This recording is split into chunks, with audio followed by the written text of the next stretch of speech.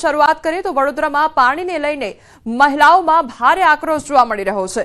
પાણીનો વિરોધ કરી રહેલી મહિલાઓ સાથે ઘર્ષણ સર્જાયું। પોલીસ અને મહિલાઓ વચ્ચે ઘર્ષણ સર્જાયું છે। મહિલાઓએ માટલા ફોડી વિરોધ નોંધાવ્યો છે।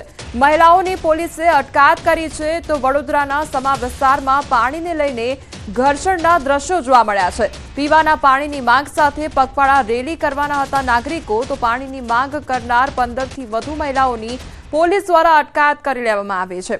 તો પાણીની પારાયણ જોવા મળી છે અને બીજી તરફ મહિલાઓ દ્વારા ઉગ્ર વિરોધ કરવામાં આવી રહ્યો છે કારણ કે પાણી તે લોકોને નથી મળી રહ્યું અને મહિલાઓમાં આક્રોશ જોવા મળી રહ્યો છે। બીજી તરફ પોલીસ દ્વારા મહિલાઓની અટકાયત કરવામાં આવી છે।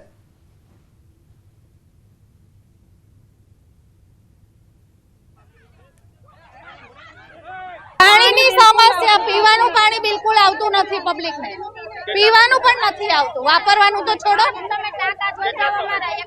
2 મહિનાથી અમે રજૂઆત કરી અધિકારીઓ આવે છે પાણી જોઈ જાય છે કેટલું આવે છે હવેથી આવશે અમે આગળ પ્રોસેસ કરશું આગળ કશી પ્રોસેસ થતી નથી ત્યારે અમારે આ પગલું ભરવાની નોબત શેરીનો પ્રમુખ છું એમાં મને બેસાડી દીધો છે હું ખાલી તમે જોશો તો રેલીમાં ક્યાંય હતો પણ નહીં અને સાંભળવું જ નથી એ વડીલને સાંભળવું જ નથી એમ બસ ખાલી પૂછ્યું એટલે કે તારે બેસવું છે બેસાડી દીધો મને સીધો બસ એમ હું રેલીમાં હતો પણ નહીં તમને કોઈ વિડીયોમાં હું રેલીમાં નહીં મળું છું આ માટે આ રહીશો કેટલા 2 વર્ષથી પરેશાન છે છતાં સાંભળવા લોકો પાણીનો પ્રશ્ન છે કેટલી છે આ લોકોની પાલનપુર અંબાજીને જોડતા મુખ્ય પુલ ઉપર પડ્યો છે મસમોટો ભૂવો અને પુલ ઉપર ભૂવો પડતા વાહન ચાલકો અટવાઈ ગયા છે। વર્ષો જૂના પુલ પર મસમોટો ભૂવો પડતા અકસ્માતની ભીતિ સેવાઈ રહી છે તો પુલ સાંકડો હોવાથી વાહનોની લાંબી કતારો લાગી છે। પાલનપુરથી અંબાજીને જોડતા મેરવાડા મુખ્ય માર્ગ પર આવેલો છે આ પુલ અને પુલનું તાત્કાલિક સમારકામ નહીં થાય તો મોટી હોનારતની શક્યતાઓ પણ સેવાઈ રહી છે। હજારો વાહનો આ પુલ પરથી પસાર થતા હોય છે। વર્ષો જૂના આ પુલ પર ભૂવો પડવાથી વાહન વ્યવહારને અસર પહોંચી રહી છે। જર્જરિત પુલ પરથી જીવના જોખમે પસાર થઈ રહ્યા છે વાહન ચાલકો।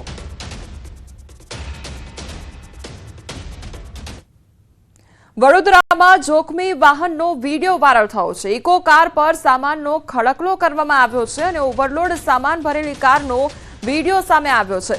વાઘોડિયા રોડ પરનો આ વિડીયો વાયરલ થયો છે તો મધ્યપ્રદેશ પાસિંગની ઇકો ગાડીમાં ઓવરલોડ સામાન ભરેલો જોવા મળ્યો છે। ગાડીની અંદર પણ ખીચોખીચ પેસેન્જર ભરેલા જોવા મળી રહ્યા છે। ગાડીની અંદર ખીચોખીચ પેસેન્જર ભરેલા છે અને ગાડીની બહાર ઓવરલોડ સામાન ભરવામાં આવ્યો છે અને તે અંગેનો વિડીયો વાયરલ થયો છે। તો વાઘોડિયા રોડ પરની આ ઘટના સામે આવી છે કે જ્યાં ઇકો કારમાં અતિશય સામાન ખીચોખીચ ભરવામાં આવ્યો છે। બીજી તરફ ગાડીમાં પણ ખીચોખીચ પેસેન્જર ભરેલા છે। વડોદરામાં ગોડાઉનમાં લાગેલી આગનો વિડીયો વાયરલ થયો છે। સિલિન્ડર બ્લાસ્ટનો લાઈવ વિડીયો સામે આવ્યો છે તો સુભાનપુરામાં ફરસાણના ગોડાઉનમાં આગ લાગવાની ઘટના બની હતી। ગેસ સિલિન્ડરમાં બ્લાસ્ટ થતા આગ લાગી ગઈ હતી અને એક વૃદ્ધ આગ બુઝાવવા પાણી નાખે છે। આ દરમિયાન બ્લાસ્ટ તીવ્ર ધડાકો થતા વિસ્તારમાં નાસભાગ મચી ગઈ હતી તો પાણી નાખવાનો પ્રયાસ કરવામાં આવે છે અને તેમાં એકાએક ધડાકા સાથે બ્લાસ્ટ સર્જાય છે અને આગે વિકરાળ સ્વરૂપ ધારણ કર્યું છે તો નાસભાગ પણ મચી જાય છે। આજુબાજુમાં રહેતા લોકોમાં ડરનો માહોલ સર્જાય છે કારણ કે ધડાકાભેર બ્લાસ્ટ સર્જાય છે અને તેની સાથે આગ વિકરાળ સ્વરૂપ ધારણ કરી લે છે। ગીર સોમનાથમાં દીપડો અને 2 બચ્ચા પાંજરે પુરાયા છે। સૂત્રાપાડાના મોરાસા ગામેથી પકડાયા છે અને 13 તારીખે રાત્રિના 3 વર્ષની બાળકીને દીપડો ઉઠાવી ગયો હતો જેને લઈ વન વિભાગ દ્વારા અલગ અલગ પાંજરાઓ ગોઠવવામાં આવ્યા હતા। આજે જે જગ્યા પરથી બાળકનો મૃતદેહ મળી આવ્યો હતો તે જગ્યા નજીકથી 5 થી 9 વર્ષનો માદા દીપડો અને 2 બચ્ચા પાંજરે પુરાયા છે। વન વિભાગે દીપડાના નમૂના લઈ લેબમાં મોકલવામાં આવશે તો દીપડો માનવભક્ષી છે કે નહીં તેના માટે FSLમાં મોકલવામાં આવશે।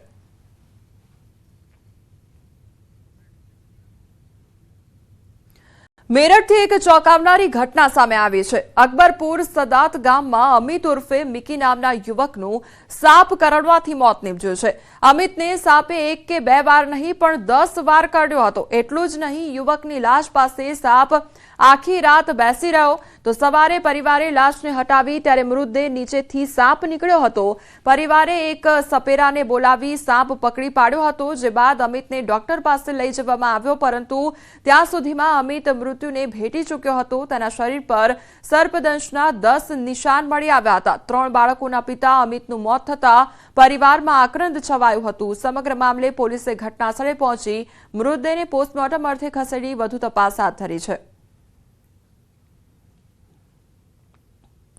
કોંગ્રેસ પ્રદેશ પ્રભારી મુકુલ વાસનિકનું અમદાવાદમાં આગમન થયું છે અને મીડિયા સાથે વાતચીત દરમિયાન તેમણે જણાવ્યું કે 2025નું સમગ્ર વર્ષ સંગઠનને મજબૂત કરવા પાછળ કામગીરી કરવામાં આવશે। આજે ઓબ્ઝર્વર સાથે બેઠક યોજવામાં આવશે તેમજ રાહુલ ગાંધીના ફરી ગુજરાત પ્રવાસ પર આવવાને લઈને તેમણે કહ્યું કે સંગઠનને મજબૂત કરવાના ઉદ્દેશ્ય સાથે રાહુલ ગાંધી ફરી એકવાર ગુજરાતમાં આવવાના છે।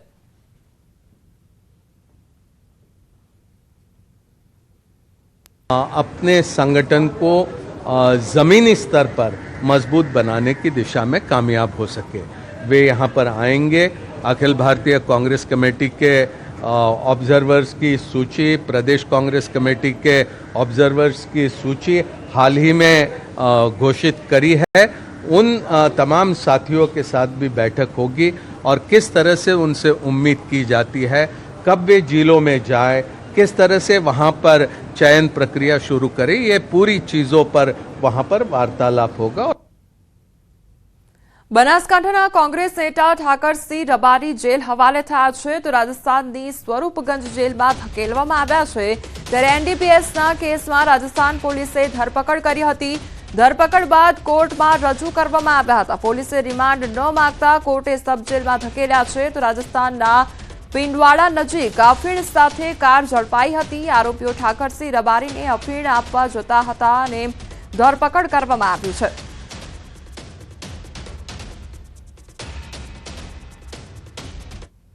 બનાસકાંઠામાં કાંકરેજના ચાંગા પમ્પિંગ સ્ટેશન પર ખેડૂતોના ધરણા જોવા મળી રહ્યા છે। સિંચાઈની પાણીની માંગ સાથે ખેડૂતો દ્વારા ધરણા કરવામાં આવી રહ્યા છે। જ્યાં સુધી ચાંગા પમ્પિંગ સ્ટેશન શરૂ નહીં થાય ત્યાં સુધી ધરણા યથાવત રાખવાની ચીમકી ઉચ્ચારવામાં આવી છે।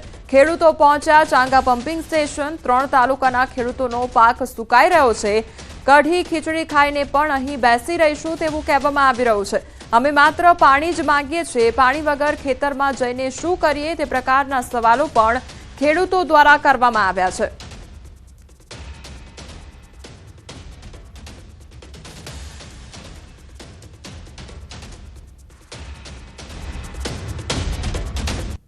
ઉનાળુ સિઝનમાં પાણી આપવાની માંગ સાથે આજે દિયોદર, લાખણી અને કાંકરેજના જે ખેડૂતો છે તેમને ચાંગા પમ્પિંગ સ્ટેશન પર ધરણાની શરૂઆત કરી છે। આપને દ્રશ્યો બતાવીશ કે આ ખેડૂતો જે છે તેઓની માંગ છે કે તે લોકોએ જે ઉનાળુ સિઝનની અંદર પોતાનો પાકને પિયત કરવા માટે પાણીની જરૂર છે। તેમનો જે પાક છે તે અત્યારે બળી રહ્યો છે અને પાણી છોડવાની માંગ સાથે અત્યારે મોટી સંખ્યાની અંદર ખેડૂતો ચાંગા પમ્પિંગ સ્ટેશન છે ત્યાં ઉમટી રહ્યા છે અને માંગ કરી રહ્યા છે કે તાત્કાલિક સુજલામ સુફલામ કેનાલમાં પાણી છોડવામાં આવે અને જેથી કરીને જે પાક સુકાઈ રહ્યો છે તે પાકને પાણી આપી શકાય। અત્યારે આપણી સાથે ખેડૂત આગેવાન અમરાભાઈ છે, વાત કરશું તેમના જોડે। ખાસ કરીને શું માંગ છે આપની અને કેટલા વિસ્તારમાં જે પાક છે તે સુકાઈ રહ્યો છે? અત્યારે 3 તાલુકાનો ખેડૂતોનો પાક સુકાઈ રહ્યો છે। અમે સરકારશ્રીએ પણ માગણી કરી હતી પણ હજી સુધી ચોગા પમ્પિંગ સ્ટેશન ચાલુ કરી અને સુજલામ સુફલામના તળાવોમાં પાણી આપેલું નથી। એના અનુસંધાને અત્યારે ચોગા પમ્પિંગ સ્ટેશન ઉપર હજારોની સંખ્યાની અંદર ખેડૂતો આવેલા છે, અત્યારે ધરણા કરે છે। સરકારશ્રીને કહેવા માંગીએ છીએ કે તાત્કાલિક ચોગા પમ્પિંગ સ્ટેશને 6 પંપ ચાલુ કરી અને સુજલામ સુફલામના તળાવોમાં પાણી નાખે। જ્યાં સુધી ચોગા પમ્પિંગ સ્ટેશને 6 પંપ ચાલુ નહીં કરે અને 1 મહિના માટે અમને બાંયધરી નહીં આપે ત્યાં સુધી આ ધરણા ચાલુ રહેશે। કોઈ પણ ભોગે અમે આ ધરણા સંકેલવાના નથી। એટલે સરકાર કાન ખોલીને સાંભળી લે કે આ ખેડૂતોની વેદના છે અને ખેડૂતોની વેદના સમજીને તાત્કાલિક અમને પાણી આપે એવી મારી માંગણી છે। અગાઉ પણ આપે ધરણા કર્યા હતા અને સરકારને ઝૂકવું પડ્યું હતું। કેટલા દિવસ સુધી આપણા ધરણા ચાલુ રહેવાના છે અને કેટલા વિસ્તારમાં આ પાણી પહોંચ્યું છે? હવે સરકારને ઝૂકવાની વાત જવા દો, અમારી માંગણી હતી સરકારે સ્વીકારી હતી આગળના સમયમાં પણ। એટલે સરકાર શ્રીને અમે નમ્ર વિનંતી કરીએ છીએ કે અમારું તાત્કાલિક ચોગા પમ્પિંગ સ્ટેશન ચાલુ કરી અને સુજલામ સુફલામાં પાણી નાખે, એમ જ સરકારની ભલાઈ છે। કોઈ પણ ભોગે અમે ખેડૂતો જંપવાના નથી। કેટલો એવો વિસ્તાર છે કે જ્યાં ખેડૂતોનો જે પાક છે તે અત્યારે સુકાઈ રહ્યો છે? સાહેબ 1000 હેક્ટરમાં બાજરી અત્યારે હાલ બળેરી છે ખેડૂતોની, અને ખેડૂતોને પાણી વગર ચાલે એવું નહીં. ખાલી પાણી જ માગે છે, બીજું કોઈ સરકાર પાસે માગતા. અમારે પાણીની જરૂર છે. પાણી અમે અહીંથી ચાલુ કરાયા વગર જંપવાના નહીં અને જવાના પણ નથી. ગમે એટલા દાડા થાય, બાકી પાણી ચાલુ કરાયા વગર કોઈ છૂટકો છે નહીં. કારણ કે ખેતરમાં જઈને શું કરે, પાક તો અમારો બળેરો છે, તો અમે ઓજ બેહી રહે. સરકારને અમે નમ્ર વિનંતી કરે છે તાત્કાલિક ચોગા પમ્પિંગ સ્ટેશન ચાલુ કરે એવી અમારી નમ્ર વિનંતી છે. જો આજે પાણી નહીં છોડવામાં આવે તો કેટલા દિવસ સુધી આ ધરણા છે? ધરણા તો સાહેબ પાણી ના ચાલુ કરે તો ક્ષેત્રમાં શું કરે? જઈને ક્ષેત્રમાં જવાની જરૂર જ નહીં. અમે ધરણા કરશે ને ખીચડી ખાશે ને મજા કરશે, બીજું શું કરે? પાણી વગર ચાલે એવી પરિસ્થિતિ નહીં. સરકારને ચાલુ કરવું જ પડશે. ચાલુ નહીં કરે એમ ખેડૂતો વધારે આવશે અને તમામ જવાબદારી સરકારની રહેશે ખેડૂતોની. વહેલી સવારથી જે ચાંગા પમ્પિંગ સ્ટેશન છે ત્યાં ખેડૂતો ઉમટી રહ્યા છે અને માંગ કરી રહ્યા છે કે આ ચાંગા પમ્પિંગ સ્ટેશનથી સુજલામ સુફલામ કેનાલની અંદર પાણી છોડવામાં આવે, તે ઉપરાંત જે તળાવો છે તળાવો ભરવામાં આવે. જો પાણી નહીં છોડવામાં આવે તો ખેડૂતોએ ચીમકી આપી છે કે તેઓ અહીંયા જ ધરણા સ્થળે બેસી રહેશે અને કડીની ખીચડી ખાઈને આંદોલન ચાલુ રાખશે. કિશોર તુવર, ન્યૂઝ 18 ગુજરાતી, બનાસકાંઠા. અમદાવાદના અમરાઈવાડીમાં બબાલ સર્જાઈ અને બાબા સાહેબ આંબેડકરનું પોસ્ટર ફાડ્યાનો આક્ષેપ કરવામાં આવી રહ્યો છે. નાગરવેલ હનુમાન મંદિર નજીક સંજય ચોકમાં પોસ્ટર લગાવ્યા હતા. મોટી સંખ્યામાં લોકો રસ્તા પર ઉતર્યા અને પોસ્ટર ફાડ્યું હોવાના આક્ષેપ કરવામાં આવી રહ્યા છે.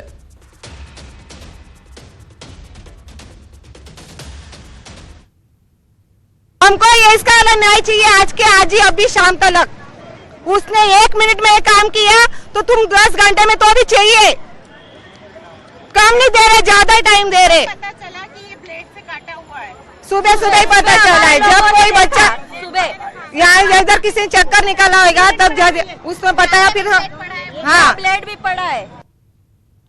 ગુજરાતના 86 ટોલ પ્લાઝા પર ઈ ડિટેક્શન પોર્ટલ શરૂ થઈ ચૂક્યું છે. 86 ટોલ પ્લાઝામાંથી 50થી વધુ ટોલ પ્લાઝા પર ઈ ડિટેક્શન ડેટા અપલોડ થઈ ગયો છે અને 4 દિવસમાં 9500 ઓટોમેટિક ઈ મેમો જનરેટ થયા, જેમાં પીયુસી, ઇન્સ્યોરન્સ, ફિટનેસ સર્ટીને લઈને ઈ મેમો જનરેટ થયા છે. ત્યારે આ મેમો આરટીઓમાં અને ઓનલાઈન પેમેન્ટ પણ થકી ભરી શકવામાં આવશે. હાલમાં ગુજરાતમાં ટોટલ 86 ટોલ પ્લાઝાને આમાં કવરેજ કરવામાં આવેલું છે. આ 86 ટોલ પ્લાઝામાંથી હાલમાં 50થી વધુ ટોલ પ્લાઝાનો ડેટા અપલોડ થઈ ગયેલ છે. આ તમામ ડેટા અપલોડ કરતા 1 એપ્રિલથી આ ઈ ડિટેક્શન પોર્ટલ ચાલુ કરવામાં આવ્યું છે અને હાલમાં 1 થી 4 તારીખની અંતર્ગત લગભગ 9500 ઓટોમેટિક મેમો ચલણ જનરેટ થયા છે. નર્મદા પરિક્રમાની શરૂઆત 29 માર્ચથી થઈ ચૂકી છે, જે 27 એપ્રિલ સુધી ચાલશે અને જેથી નર્મદા જિલ્લા વહીવટીતંત્ર અને ગુજરાત યાત્રાધામ વિકાસ બોર્ડ દ્વારા પરિક્રમામાં આવતા ભક્તો માટે રસ્તા પર લાઇટ, સીસીટીવી, નાવડીઓ, હંગામી પુલ જેવી તમામ વ્યવસ્થાઓ કરવામાં આવી છે. મહત્વનું છે કે 12 એપ્રિલના રોજ નર્મદા પરિક્રમામાં એક સાથે 2.5 લાખ ભક્તો આવી જતા વ્યવસ્થા ખોરવાઈ ગઈ હતી અને અફરાતફરી પણ મચી ગઈ હતી, જેથી તંત્રને સ્ટેચ્યુ ઓફ યુનિટીની મિની બસની સેવાનો લાભ લેવો પડ્યો હતો. 13 થી વધુ બસો દ્વારા પરિક્રમા કરનાર ભક્તોને રેંગણ ગામ થઈને બહાર કાઢવામાં આવ્યા હતા, જેથી તંત્ર દ્વારા વ્યવસ્થામાં વધારો કરવામાં આવ્યો છે. હાલ પરિક્રમા સરળ રીતે ચાલી રહી છે. આ મારી આ અઠવાડિયામાં બીજી પરિક્રમા છે. પરિક્રમા કરવામાં જરા પણ કષ્ટ પડ્યું નથી અને અનુભવથી જો કહીએ તો માતાજીની ખરેખર કૃપા હોય છે કે જરા પણ અમને કષ્ટ પડ્યું નથી અને સારી રીતે અમે પરિક્રમા પૂર્ણ કરી છે. અહીંયા રામપારા ઘાટ અને તિલકવાડા રેંગણ ઘાટ બાજુ 7 ટીમ 24 કલાકે એક પગે ઊભા છે અને 12 એમ્બ્યુલન્સ જે છે જે 24 કલાક કામ કરી રહ્યા છે અને હમણાં સુધી તક 15,000 से ऊपर લોકો લાભ લઈ ચૂક્યા છે. એમાં ખાસ કરીને લોકો ચાલતા લોકો પગમાં તકલીફ થઈ જાય છે, પણ ખાસ કરીને લોકો ચક્કર ખાઈને જેના હાઇપરટેન્શન, ડાયાબિટીસના દર્દી હતા એના બી પ્રાથમિક ઉપચાર અહીંયા આપીને અને એમાં છે કરીબ 10-15 દર્દીઓના બી જીમર્સમાં આપણે રેફર કરવામાં આવ્યા છે.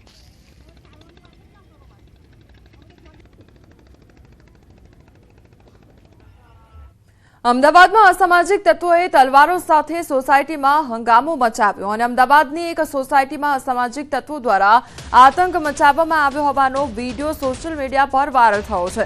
તોફાની તત્વો સીસીટીવી કેમેરામાં કેદ થયા છે. પોલીસે આરોપીઓનું રિકન્સ્ટ્રક્શન કર્યું. માહિતી અનુસાર અમદાવાદના અજીત મિલ 4 રસ્તા પાસે આવેલી રહેણાંક મકાનમાં લોકોનું ટોળું તલવાર, લાકડી, ધોકા અને પાઇપો સહિતની ઘાતકી હથિયારો સાથે આવી પહોંચ્યા હતા અને રીતસરનો ઉત્પાત મચાવ્યો હતો. આ સમગ્ર ઘટનાનો વિડીયો સોશિયલ મીડિયામાં વાયરલ થતા રખિયાલ પોલીસ સ્ટેશનમાં ફરિયાદ નોંધાઈ છે. રખિયાલ પોલીસે 6 આરોપીને ઝડપી પાડ્યા છે.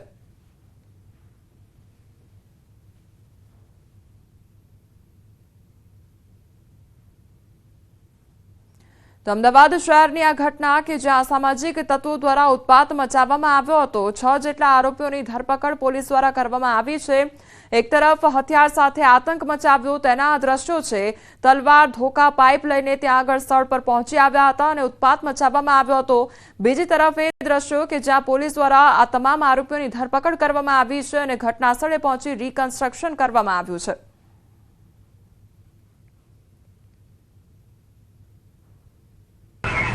ગઈકાલે રાત્રે રખિયાલ પોલીસ સ્ટેશન વિસ્તારમાં જે અજીત મિલ રેસિડેન્સી આવેલી છે ત્યાં આગળ જે ફરિયાદી છે સલમાન ખાન પઠાણ, તે ગઈકાલે રાત્રે તેમના મિત્રની ત્યાં પાર્ટીથી ત્યાં ગયેલા હતા અને જે ફરિયાદી છે અગાઉ 1.5 વર્ષ પહેલાં સુંદરમનગરમાં રહેતા હતા અને જે આરોપી છે એ લોકોનું મકાન બાજુમાં બની રહી હતી.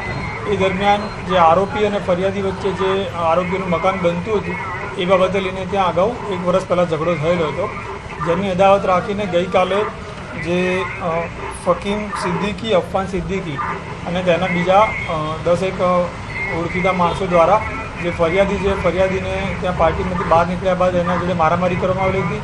ત્યારબાદ ફરિયાદી છે ભાગતા ભાગતા પોતાના ઘરે આવી ગયો હતો અને ત્યારબાદ એના ઘરે આવીને જે આરોપીઓ છે આરોપીઓએ હાથમાં ચપ્પુ અને તલવાર લઈને તેના ઘર ઉપર હુમલો કરેલો હતો.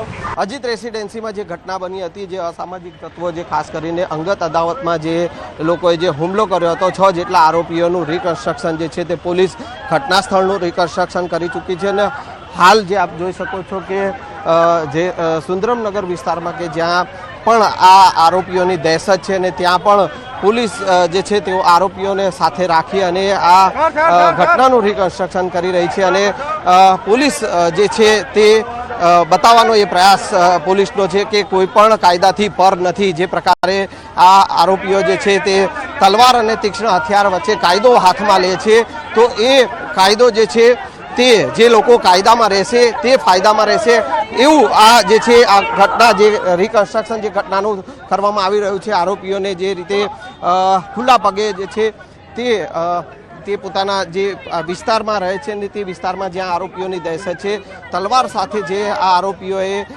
દહેશતનો માહોલ સર્જ્યો હતો અને જ્યાં અજીત રેસિડેન્સી છે કે ત્યાં આ આરોપીઓ જે છે તેઓએ તોડફોડ કરી હતી, હુમલો કર્યો હતો અને ત્યારે હાલ પોલીસ જે વિસ્તારમાં આરોપીઓ રહે છે ને ત્યાં એ દર્શાવવાનો જે પ્રયાસ છે પોલીસનો કે હા જે પણ આરોપીઓ હશે તેઓ આ જ પ્રકારની હાલત થશે. लोग ने 30-40 लोग को कांटेक्ट करके बुलाए और बुला के फिर यहाँ पे आए, सीधा हमारे घर पे हमला किए. जब वो लोग अंदर आए तो मैं भाग के अपना दरवाज़ा बंद कर ली और जब दरवाज़ा बंद करी अपने भाई लोग को अंदर लेके आई. 2 भाई थे मेरे, एक ये था और एक जिसको चोट लगी वो था. तो 30-40 लोग के बीच में अगर ये 2 लोग गए होते तो वो लोग जान से मार डालते हैं. घर में कितने लोग थे? घर में मैं थी, मेरी अम्मी है वो बोल सुन नहीं पाती हैं, वो तो खाली रो रही थी और मेरे छोटे छोटे बच्चे हैं 3. और फिर क्या बोलते हैं, वो लोग हमला किए और मेरे बच्चे को मैं सुला के अंदर जैसी बाहर आई तो वो लोग ने मेरे पे पथराव किए, पत्थर फेंके, चक्कू फेंके, मगर मैं हट गई तो वो बारी पे लगा और मेरा मासूम बच्चा भी सो रहा था तो उसको लगते हुए बच्चा 2 बच्चे सो रहे थे अंदर. આગળ વધીએ તો સુરેન્દ્રનગરમાં સ્મશાનના રસ્તા મામલે ચક્કાજામ સર્જાયો છે. ભોગાવો રિવરફ્રન્ટ રોડ પર ચક્કાજામ સર્જાયો છે. સ્મશાનનો મુખ્ય રસ્તો બંધ કરતા વિરોધ નોંધાવવામાં આવી રહ્યો છે. મનપા તંત્ર દ્વારા નવું ફાયર સ્ટેશન બનાવવાની કામગીરી દરમિયાન અનુસૂચિત જાતિ સમાજના સ્મશાનનો મુખ્ય રસ્તો બંધ થઈ જતા વિરોધ કરવામાં આવી રહ્યો છે. અગાઉ મનપા તંત્ર તેમજ જિલ્લા કલેક્ટરને રજૂઆત કરવા છતાં કોઈ જ ઉકેલ નહીં આવતા રસ્તા પર બેસી ચક્કાજામ કર્યો છે. યોગ્ય નિરાકરણ નહીં આવે તો આગામી દિવસોમાં જિલ્લા કલેક્ટર કચેરી ખાતે અંતિમ વિધિ કરવાની ચીમકી પણ ઉચ્ચારવામાં આવી છે. રસ્તા પર ચક્કાજામને પગલે ટ્રાફિક જામના દ્રશ્યો પણ સર્જાયા છે. પોલીસે ઘટનાસ્થળે પહોંચી ચક્કાજામ કરી રહેલા લોકોને સમજાવવાના પ્રયાસો હાથ ધર્યા છે.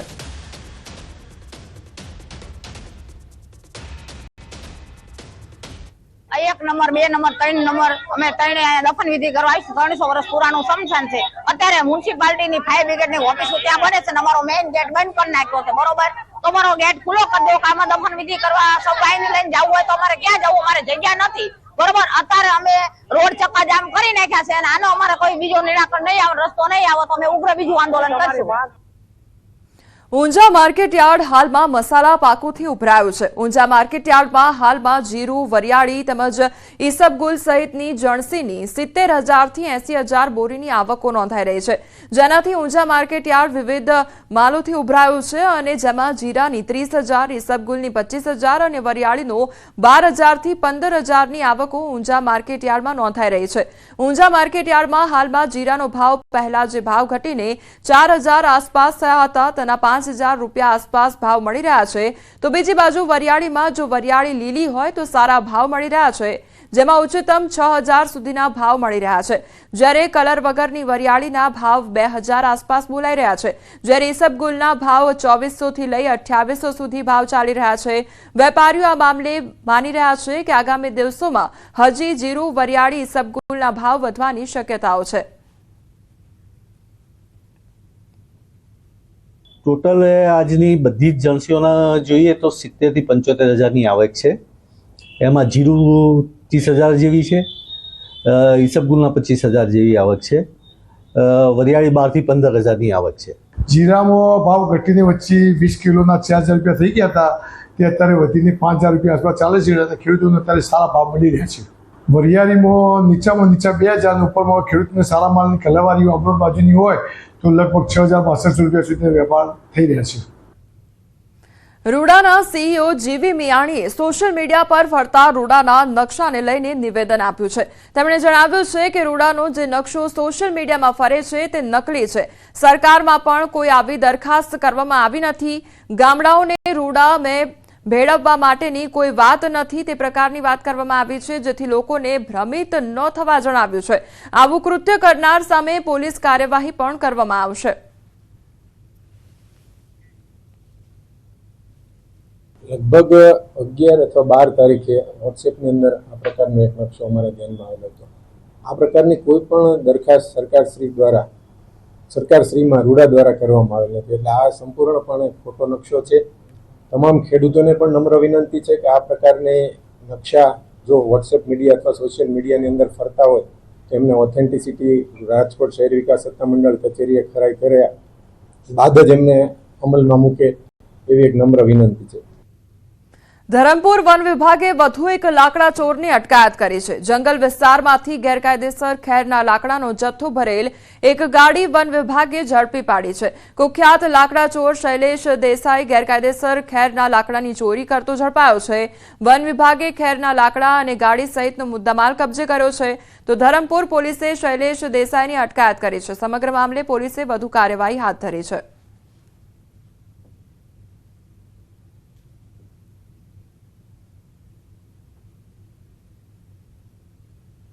વડોદરાના વાઘોડિયામાં તસ્કરો બેફામ બન્યા છે. મંદિર પાસેના બંધ મકાનમાં તાળા તૂટવાની ઘટના બની છે. તો છેલ્લા 1 મહિનાથી તસ્કરોના ત્રાસથી પ્રજા ત્રાહિમામ પોકારી ઉઠી છે. નિવૃત્ત ફોરેસ્ટ ઓફિસરના ઘરને તસ્કરોએ ટાર્ગેટ બનાવ્યું. તો દુઃખદ પ્રસંગમાં ગયેલ પરિવારના ઘરે ચોરી થઈ અને બંધ મકાનનું તાળું તોડી તસ્કરોએ હાથ સાફ કર્યો. સોનાના 100 ગ્રામ દાગીના જેની કિંમત 8 લાખની થઈ અને ચોરીની ઘટનાને અંજામ આપવામાં આવ્યો છે. તો ચોરીની ઘટના બનતા વાઘોડિયા પોલીસ ઘટના સ્થળે પહોંચી આવી હતી.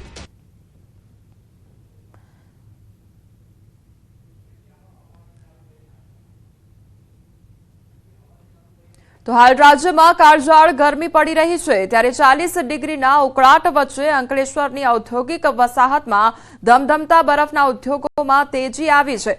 અંકલેશ્વર ઔદ્યોગિક વસાહતમાં ફાર્મા તેમજ ડાઇઝ જેવા હેવી કેમિકલ પ્લાન્ટમાં તાપમાન સંતુલિત રાખવા માટે બરફનો ઉપયોગ જરૂરી બની જાય છે.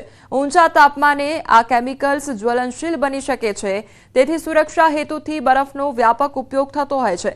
સાથે જ ઠંડા પીણા વેચતા સ્ટોલ્સમાં પણ બરફની માંગ વધી છે. એટલું જ નહીં, જાહેર સ્થળોએ થર્મલ બોટલ અને કુલર્સમાં પણ બરફનો ઉપયોગ વધ્યો છે. છેલ્લા કેટલાક વર્ષોમાં કેમિકલ યુનિટો હવે પરંપરાગત બરફના ઉપયોગ બદલે ચિલિંગ પ્લાન્ટની દિશામાં વળી રહ્યા છે. આ બદલાવથી બરફ ઉદ્યોગમાં સ્પર્ધા વધી ગઈ છે. તો વળી ઉનાળામાં ઊંચા વીજ વપરાશને કારણે વારંવાર વીજ પુરવઠા ખોરવાતા બરફ ઉત્પાદન પર સીધી અસર પડી રહી છે. 42-43 ડિગ્રી આસપાસ તાપમાન રહેતું હોય આ આકરી ગરમી વચ્ચે બરફની માંગમાં વધારો જોવા મળી રહ્યો છે. બજારોમાં પણ ઠંડા પીણામાં અને અન્ય વસ્તુઓમાં બરફનો વપરાશ થતો હોય છે. સુદામા તથા મહાત્મા ગાંધીની ભૂમિ પોરબંદર વર્ષોથી યાત્રાધામને લગતી ટ્રેનોની રાહ જોઈ રહ્યું છે. પોરબંદર રેલવે સ્ટેશનથી હરિદ્વાર, ઉજ્જૈન, જગન્નાથપુરી સહિતની ટ્રેનોની અનેક વખત માંગ કરવામાં આવી છે, પરંતુ હજી સુધી એક પણ ટ્રેન ફાળવવામાં આવી નથી. પોરબંદરના મુસાફરોને હરિદ્વાર કે પછી ઉજ્જૈન જવું હોય તો જામનગર, રાજકોટ કે અમદાવાદથી ટ્રેન શોધવી પડે છે, જેને કારણે મુસાફરો મુશ્કેલીનો સામનો કરી રહ્યા છે. યાત્રાધામને લગતી માત્ર મહાત્મા ગાંધીના નામનો ઉપયોગ જ થાય. અહીંથી ડાયરેક્ટ કોઈ ટ્રેન છે જવું હોય તો એ ક્યાંય જતી નથી. શ્રીનાથજી જતી નથી, દિલ્હીવાળી ટ્રેન છે એ હરિદ્વાર સુધી નથી જતી. ડાયરેક્ટ ટ્રેન જવી જોઈએ તો પેસેન્જરોને લાભ મળે. આ તો પેસેન્જરો છે એ માત્ર વાહને ચક્કર માર્યા રાખે, પણ પોરબંદરથી ડાયરેક્ટ કોઈ ટ્રેન નથી, જેથી એ ટ્રેનો ડાયરેક્ટ થવી જોઈએ એવી અમારી માગણી છે. હાલ સમાચારોમાં બસ આટલું જ. વધુ સમાચાર માટે આપ જોતા રહો ન્યૂઝ 18 ગુજરાતી. નમસ્કાર.